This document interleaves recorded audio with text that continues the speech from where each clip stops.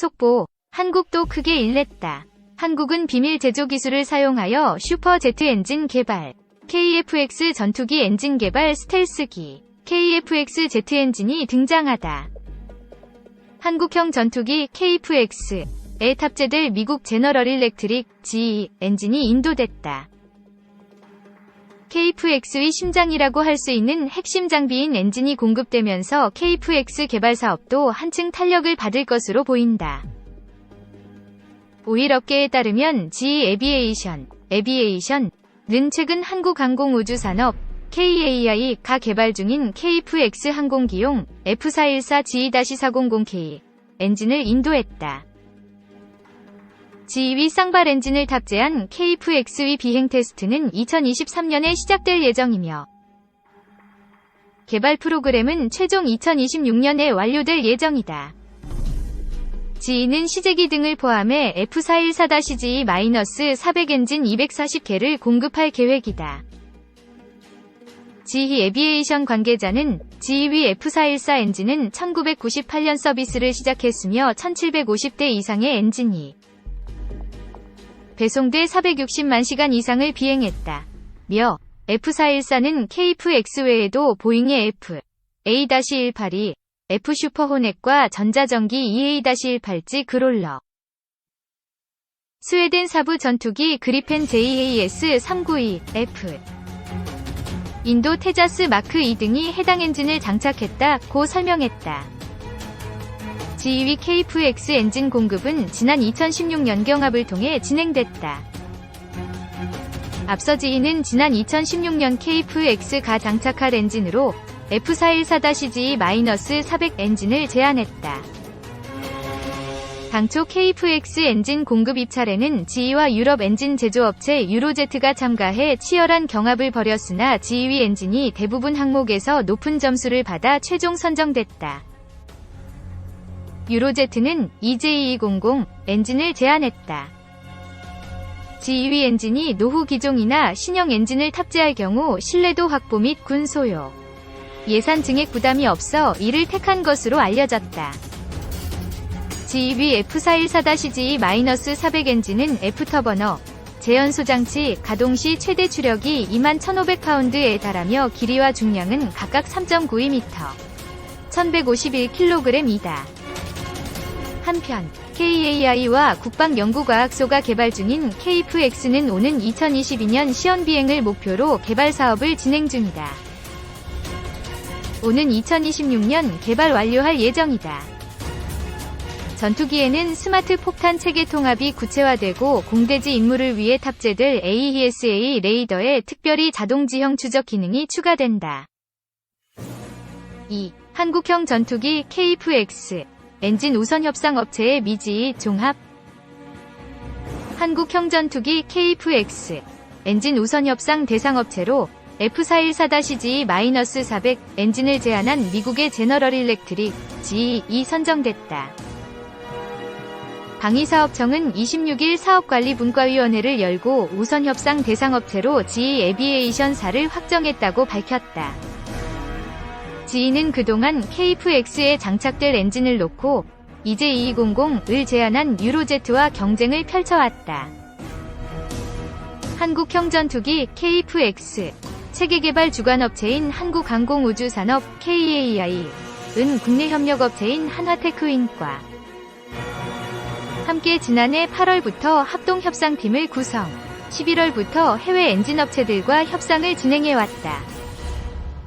평가팀은 관리, 기술, 국산화, 비용 등 4개 분야에 대해 지난 11일부터 15일까지 5일간 평가를 실시했고 KAI는 모든 분야에서 GE 에비에이션 사후세안 평가를 받았다고 설명했다.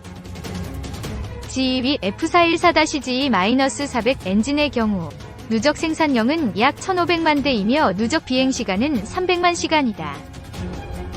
최대 추력은 21,500파운드며 길이와 중량은 각각 3.92m, 1151kg이다. 적용 기종으로는 미국 보잉 FA-182, F 슈퍼호넷과 전자전기 EA-18G, 스웨덴의 사부 그리펜 2, F, 인도의 테자스가 있다. 반면 유로제트의 EJ200은 최대 추력이 19,850파운드며 누적 생산량은 약 1,200대다. 적용 기종은 유로파이터다. 한국항공은 향후 우선 협상 대상 업체와 최종 협상을 거쳐 올해 6월 중에 계약을 체결하고 제작과 기술 지원을 통해 국산화를 추진할 예정이다. 3. KF-21 보람회. 앞으로 일정은 지난 4월 9일 한국 형전투기가 KF-21 보람회라는 새로운 이름으로 마침내 출고됐다. 2001년 3월 20일 당시 김대중 대통령이 공군사관학교 졸업식에서 최신의 국산 전투기 개발을 처음 천명한 지 20년 만에 모습을 드러낸 것이다. 이날 문재인 대통령도 기념사를 통해 2001년 김대중 대통령은 첨단 국산 전투기 개발의 비전을 제시했다. 면서 핵심 기술에 이전 도입이 어려워지면서 우리 기술력만으로는 어렵다는 회의론이 많았지만 우리 개발진은 의심과 불안을 확신으로 불가능을 가능으로 바꿔냈다고 평가했다. 검은색 위쪽 삼각형 수탄 논란 끝에 시제기 출고는 20년이라는 시간만큼 KF-X 개발은 수탄 논란으로 홍역을 치렀다. 우선 KF-X 획득 방안을 놓고 진행된 타당성 연구 결과가 들쑥날쑥하면서 사업 추진이 갈팡질팡했다. 실제로 국내 개발을 놓고 건국대는 긍정적으로 한국개발연구원 KDI 과 한국국방연구원 KIDA은 부정적인 연구 결과를 내놨다. 특히 2012년에는 건국대가 진행한 연구 결과에 따라 2013년부터 체계 개발이 추진될 예정이었다. 하지만 2012년 기획재정부가 국방연구원에 의뢰한 타당성 연구 결과가 부정적으로 나오면서 타당성 조사를 위한 45억 원을 제외한 체계 개발 사업비 전액이 삭감되는 일까지 벌어졌다. 이처럼 사업 방향이 오락가락하면서 전력 공백에 대한 공군의 절박감은 계속 커져만 갔다. 급기야 공군은 2013년 1월 입장 자료를 통해 직구매든 국내 개발이든 요구 성능을 충족하는 전투기를 제때 도입해 전력 공백 없이 연공수호 임무를 수행할 수 있으면 된다. 면서 올해 상반기 안에는 무슨 일이 있어도 획득 방식이 확정돼야만 한다. 며 이례적으로 공식 입장까지 내놓기도 했다. 미국으로부터 핵심 기술 이전이 불발된 것도 한바탕 논란이 됐다.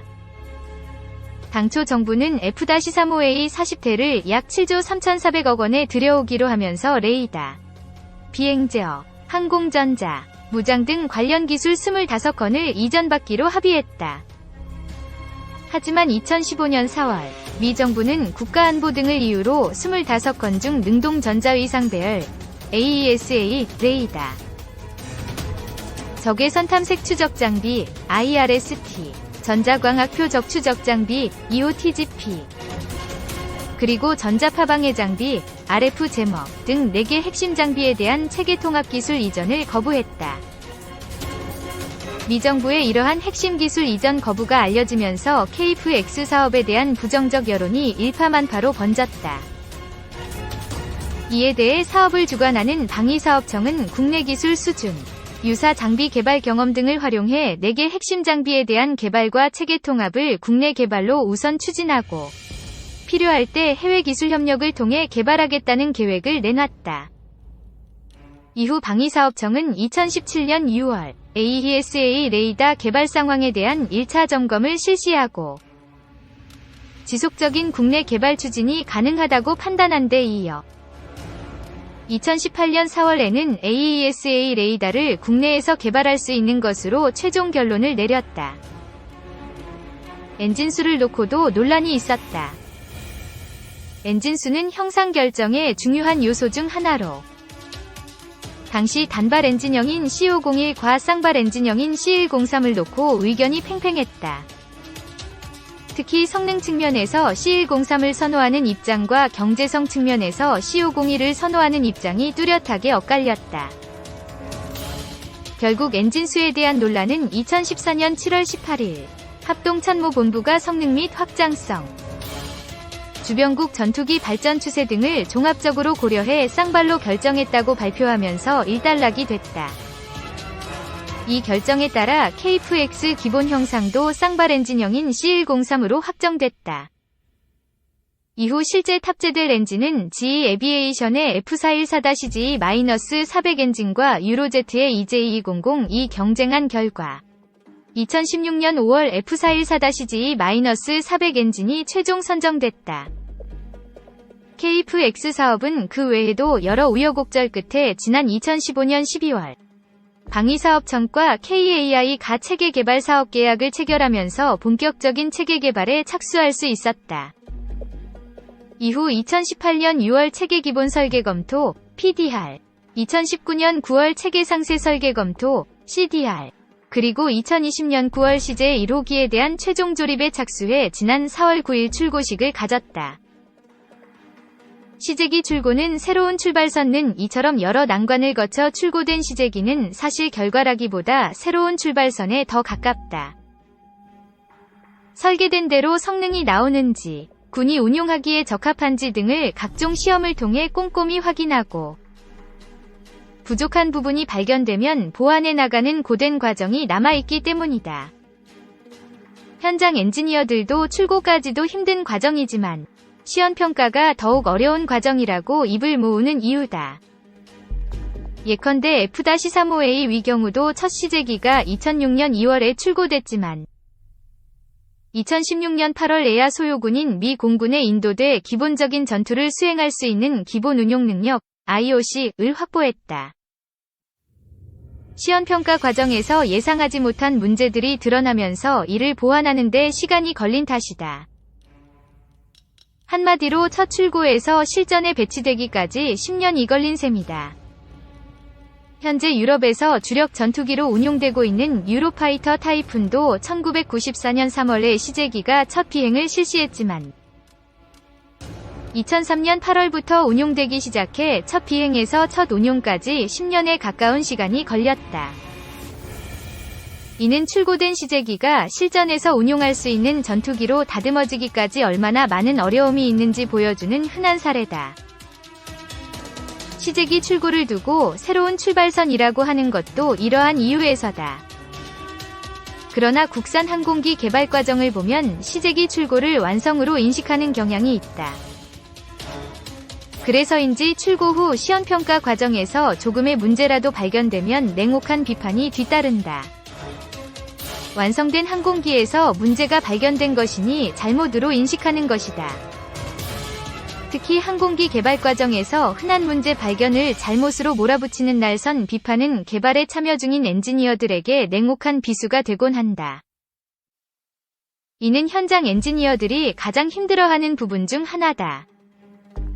이제 우리나라는 KT-1 기본훈련기를 비롯해 T-50 고등훈련기, 수리온, 소형 무장, 민수헬기 등 자국산 항공기 개발국이자 수출국이다. 그런 만큼 항공기 개발 과정에 대한 보다 넓은 이해를 가질 필요가 있다. 물론 국민으로서 막대한 예산이 투입되는 사업에 대해 냉철한 감시도 필요하다. 그러나 짧은 기간에 국산 전투기 개발이라는 무거운 짐을 짊어지고 있는 엔지니어들에게 냉혹한 비수보다 응원이 더 필요한 시점이다.